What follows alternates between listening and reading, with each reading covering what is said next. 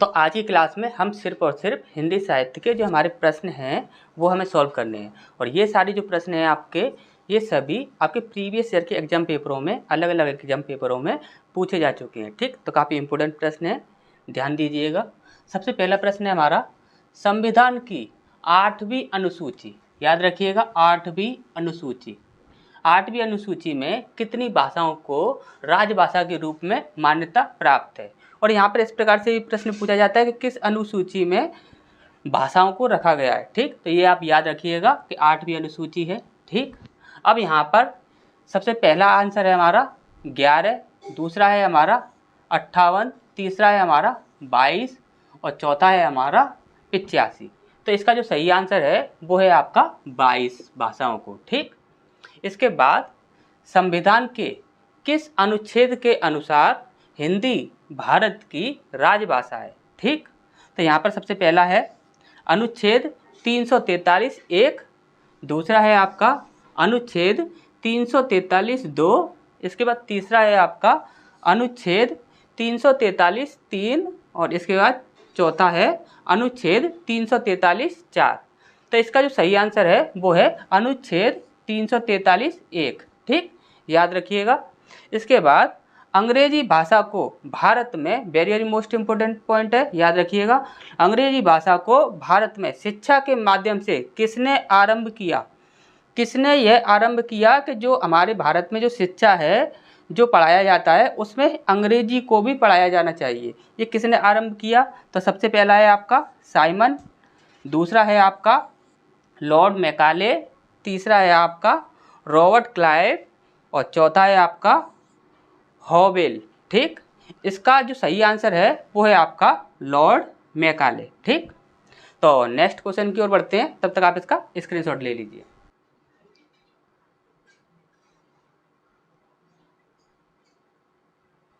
इसके बाद नेक्स्ट प्रश्न है हमारे यहाँ पर, काफ़ी इंपॉर्टेंट प्रश्न है, याद रखिएगा। सबसे पहला है यहाँ पर, कलम का सिपाही, कलम का सिपाही किसे कहा जाता है। ठीक, तो यहाँ पर सबसे पहला है आपका मुंशी प्रेमचंद, दूसरा है आपका नावादास, तीसरा है आपका मैथिली शरण गुप्त को कहा जाता है, या फिर चौथा है आपका रामवृक्ष बेनीपुरी को कहा जाता है। ठीक, रामवृक्ष बेनीपुरी। ठीक, तो यहाँ पर इसका सही आंसर होगा आपका मुंशी प्रेमचंद। याद रखिए, कलम का सिपाही, सिपाही शब्द आएगा तो वहाँ पर आपका मुंशी प्रेमचंद होगा। ठीक, अब यहाँ पर है कलम का जादूगर। ठीक, कलम का जादूगर किसे कहा जाता है? तो यहाँ पर सबसे पहला है आपका मुंशी प्रेमचंद, दूसरा है आपका रामवृक्ष बेनीपुरी, तीसरा है आपका केशव दास और चौथा है आपका रामचंद्र शुक्ल। ठीक, तो इसका जो सही आंसर है, देखिए, जब सिपाही बोला जाएगा तो आपको मुंशी प्रेमचंद लगाना है। ठीक, जब जादूगर बोला जाएगा, जब जादूगर बोला जाएगा तो आपको रामवृक्ष बेनीपुरी लगाना है। ठीक, रामवृक्ष बेनीपुरी। ठीक, इसके बाद नेक्स्ट है हमारा तितली, ये जो आपका उपन्यास है, इसके रचनाकार कौन है। ठीक, तो यहाँ पर सबसे पहला है आपका जयशंकर प्रसाद, दूसरा है आपका धर्मवीर भारती, तीसरा है आपका निराला या चौथा है आपका तुलसीदास। तो किसका उपन्यास है ये? तो तितली उपन्यास जो है वो है आपका जयशंकर प्रसाद का। ठीक, तो नेक्स्ट क्वेश्चन की ओर बढ़ते हैं, तब तक आप इसका स्क्रीनशॉट ले लीजिए।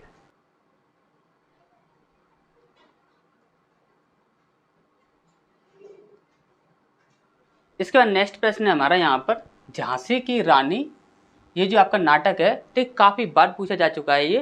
तो झांसी की रानी नाटक के रचनाकार कौन है। ठीक, तो सबसे पहला है यहाँ पर हमारा केशव दास, दूसरा है यहाँ पर हमारा बंकिम चंद्र चटर्जी, तीसरा है यहाँ पर हमारा वृंदावन लाल वर्मा और चौथा है हमारा यहाँ पर गजानन माधव मुक्तिबोध। तो इसका जो सही आंसर है वो है वृंदावन लाल वर्मा। ठीक, इसके बाद नेक्स्ट है संस्कृत के 4 अध्याय, काफ़ी इंपॉर्टेंट है, एक श्रेष्ठ गद्य रचना है। यदि ये पूछा जाए कि ये कैसी रचना है तो आप क्या बताओगे कि गद्य रचना है ये। ठीक, तो एक श्रेष्ठ गद्य रचना है जिसके लेखक हैं, इसके लेखक कौन है?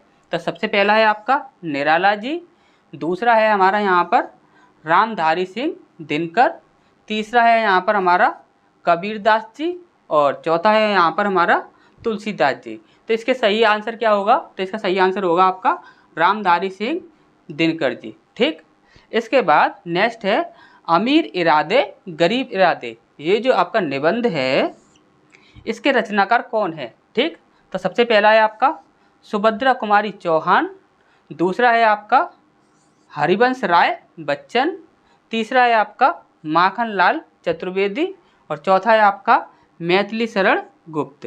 तो इसका जो सही आंसर होने वाला है वो है आपका माखन लाल चतुर्वेदी। ठीक, तो नेक्स्ट क्वेश्चन की ओर बढ़ते हैं, तब तक आप इसका स्क्रीनशॉट ले लीजिए।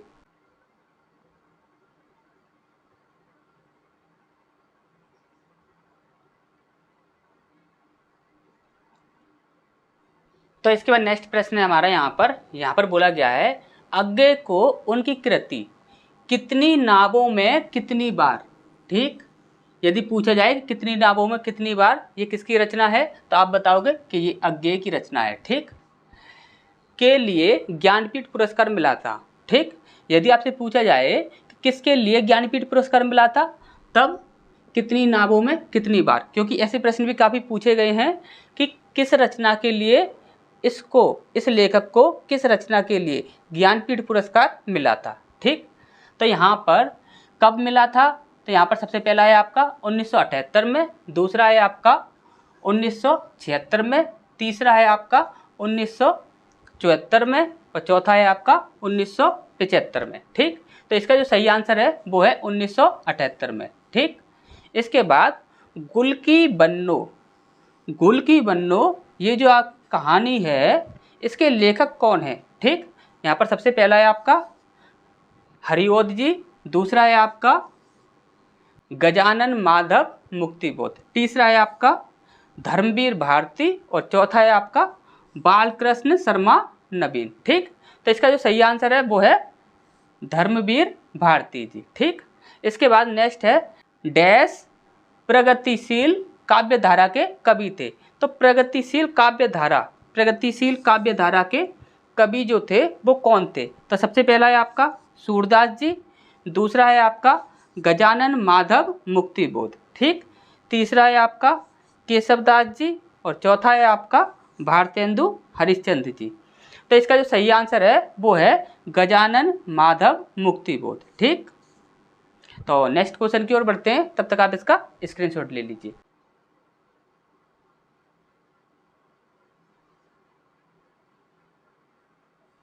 इसके बाद नेक्स्ट प्रश्न है, काफ़ी इंपोर्टेंट प्रश्न है, यहाँ पर ध्यान से देखिएगा इनको। ठीक, तो पृथ्वीराज रासो काफ़ी ज़्यादा इंपॉर्टेंट है, जाने कितनी बार पूछी जा चुकी है। ठीक, पृथ्वीराज रासो के रचनाकार कौन है? और काफ़ी लोगों को इसका आंसर भी पता होगा कौन है आपके। तो सबसे पहला है आपका सुमित्रानंदन पंत, दूसरा है आपका महावीर प्रसाद द्विवेदी, तीसरा है आपका चंद बरदाई और चौथा है आपका जयशंकर प्रसाद। तो इसका सही आंसर अधिकतर लोगों को पता ही होगा, चंद बरदाई है। और जिसको नहीं पता याद रखिए, वेरी वेरी मोस्ट इंपोर्टेंट रचना है ये। ठीक, इसके बाद सूर्यकांत त्रिपाठी निराला की पहली रचना कौन सी है? पहली रचना बोली जा रही है। ठीक, पहली रचना, पहली कविता, पहला काव्य सूर्यकांत त्रिपाठी निराला से बहुत ज़्यादा पूछे जाते हैं। और ये जो आपके चारों ऑप्शन है, ये चारों ऑप्शन भी आपके काफ़ी ज़्यादा इंपॉर्टेंट है। इन सभी को हमने आपको ध्यान से पढ़ाया है इन डिटेल में। पहली रचना कौन सी है, उसके बाद पहली कविता कौन सी है, अंतिम कविता कौन सी है, पहला काव्य कौन सा है, अंतिम काव्य कौन सा है, ये सारी चीज़ें हमने आपको करा रखी हैं। ठीक, तो यहाँ पर सबसे पहला हमारा परिमल, दूसरा है आपका अनामिका, तीसरा है आपका सांध्य काकली, काफ़ी पूछी जाती है, चौथा है आपका जूही की कला, काफ़ी इंपॉर्टेंट है। ठीक, तो यहाँ पर इसका जो सही आंसर होने वाला है वो है आपका पहली रचना पूछी जा रही है तो आप अनामिका लगाओगे। ठीक, इसके बाद झांसी की रानी, आप बोल रहे होंगे कि अभी हम थोड़ी देर पहले ही इस प्रश्न को पढ़ चुके हैं कि झांसी की रानी के रचनाकार कौन है। ठीक, अभी हम इसे दोबारा क्यों पढ़ रहे हैं तो ध्यान से देखिएगा। सबसे पहला इसका आंसर है झांसी की रानी के रचनाकार कौन है, तो सबसे पहला है वृंदावन लाल वर्मा, दूसरा है आपका सुभद्रा कुमारी चौहान, तीसरा है आपका पहला और दूसरा ऑप्शन दोनों ही सही हैं, या फिर चौथा है इनमें से कोई नहीं। अभी हमने आपको पढ़ाया था कि झांसी की रानी जो है इसके रचनाकार कौन है, वृंदावन लाल वर्मा है।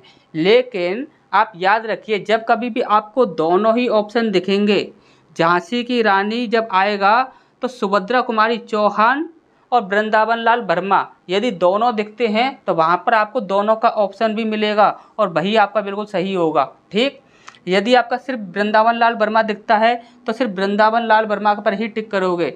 सुभद्रा कुमारी चौहान दिखती हैं तो सिर्फ इन्हीं पर टिक करोगे। यदि यहाँ पर दोनों एक साथ हैं और दोनों का ऑप्शन है तो आपको दोनों का ही टिक लगाना है। ठीक, तो याद रखिएगा, काफ़ी इंपॉर्टेंट रचनाएं हैं ये। ठीक, तो नेक्स्ट क्वेश्चन की ओर बढ़ते हैं, तब तक आप इसका स्क्रीनशॉट ले लीजिए।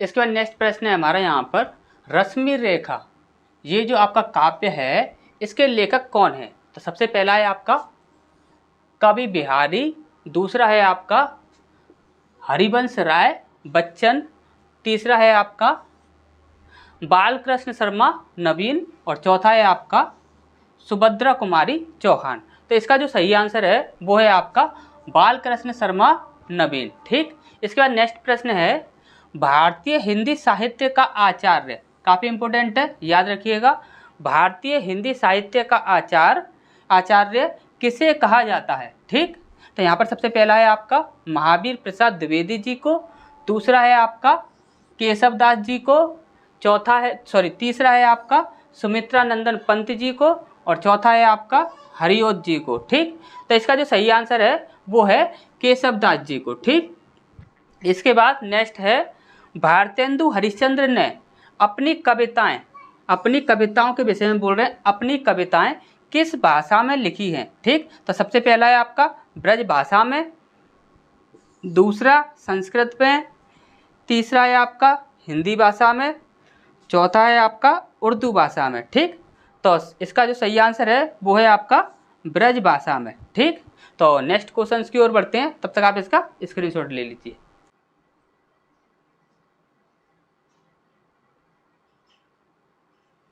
इसके बाद हमारा नेक्स्ट प्रश्न है, सर्वप्रथम भारतवर्ष का जिक्र किस अभिलेख में मिला है? ठीक, ये आपके नॉलेज के लिए भी काफ़ी इंपॉर्टेंट है और एग्जाम के पॉइंट ऑफ व्यू से भी काफ़ी इंपॉर्टेंट है, तो याद रखिएगा इस प्रश्न को। सबसे पहला है आपका जूनागढ़ अभिलेख में, दूसरा है आपका गरुड़ स्तंभ अभिलेख में, तीसरा है आपका भितरगांव, क्या कहते हैं, भितरगांव अभिलेख। ठीक, इसके बाद चौथा है आपका हाथी गुफा अभिलेख। ठीक, तो इसका जो सही आंसर होने वाला है वो है आपका हाथी गुफा अभिलेख। ठीक, इसके बाद नेक्स्ट है, बरवे नायिका वेद के रचनाकार कौन है? ठीक, तो सबसे पहला है आपका तुलसीदास जी, दूसरा है आपका कबीर दास जी, तीसरा है आपका रहीम दास जी और चौथा है आपका सूरदास जी। ठीक, तो इसका आंसर वैसे आपको पता ही होगा कि इसका आंसर है आपका रहीम दास जी। ठीक, तो नेक्स्ट है, मैथिली शरण गुप्त के कवि थे, यानी कि यहाँ पर पूछा गया है किस भाषा के कवि थे। ठीक, तो यहाँ पर सबसे पहला है आपका संस्कृत भाषा के, दूसरा है आपका ब्रज भाषा के, तीसरा है आपका हिंदी भाषा के और चौथा है आपका खड़ी बोली। तो इसका जो सही आंसर है वो है आपका खड़ी बोली के। ठीक,